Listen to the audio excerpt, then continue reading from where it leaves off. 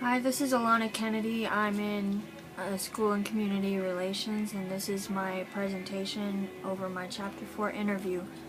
I interviewed a school board member and got some insight. He's fairly new, so it was interesting to see his perspective, given that he does not have an extensive background in education.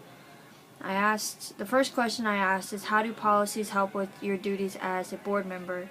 And he stated, policies provide a framework for decision making.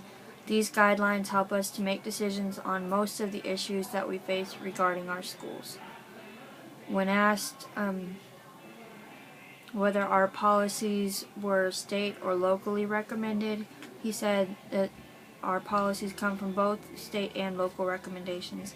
Some of the issues the state can provide clear recommendations, while other issues need a little more local input. I think that's pretty common in most organizations. There are some things that come down from a corporate level and other things that need to be addressed at a local level. I asked if our policies aligned with state regulations and how do we maintain compliance. He said, I believe that we do a good job of following the state regulations. We have a knowledgeable staff and Board of Education that keep us informed and stay on top of the most recent issues. We talked about having too many policies versus not enough, and he said that based on his business experience, I believe too many policies can impair any organization. You can kind of by having too many rules, basically you restrict your ability to be able to respond to individual situations. That can do a lot of damage. Having a regulation for this regulation, which also has a regulation for that regulation, basically it becomes policing instead of providing guidelines to make informed decisions.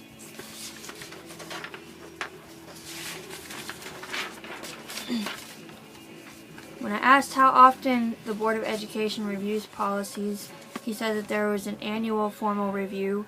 The district completed a total revision in 2009, and they address individual policies as they come up. If they're ever challenged by staff or community, they'll review the policy based on the feedback that they received. Our policies are shared in our district through the website, our various staff handbooks, as well as student handbooks and other opportunities such as local meetings, parent-teacher conferences, etc. I asked about the relationship between the stakeholders in our district, and he said, overall, I believe we have a good relationship between the stakeholders. Occasionally, the NEA and Board of Education have difficulty reaching agreements. Things like teacher salaries are always difficult to come to an agreement on. There are also some policies to where the community doesn't quite understand the reasoning behind what we do, so we could do a better job of communicating the need versus just implementing a policy and expecting everyone to go along with it. I asked, how do you ensure that the public understands our policies, and how do you evaluate their perceptions? Communication. Be sure to listen outside of formal meetings, because you're going to hear a more honest feedback when you're out in the community. It's important that you be upfront with all your decision making, and also that you're willing to listen and that you invite the public in to comment as well. I asked if there's ever been an unpopular policy that you've had to implement, and how did you handle the situation. He said that he has not been in that situation personally, but he's heard about it. He said that being prepared with an explanation helps to diffuse those kinds of situations.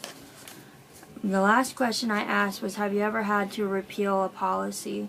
He said yes, it was outdated and the community was opposed to it, so it was a fairly easy process and there wasn't really any repercussions from repealing that policy. I do have a Google presentation that goes along with this. Unfortunately, my webcam wasn't working, so I had to record on the iPad, so I could not use Screencast. but I will link that presentation, and it has my ISLLC standards, and I chose standards 3 and 4.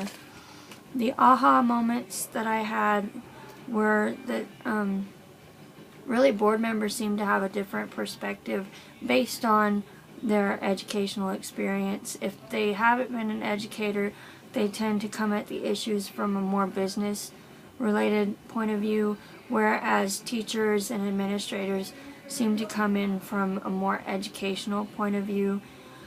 It was just interesting to see the two viewpoints based on what I had heard previously from administrators, even though I wasn't able to interview one this week. Thank you guys, and I look forward to watching your presentations as well.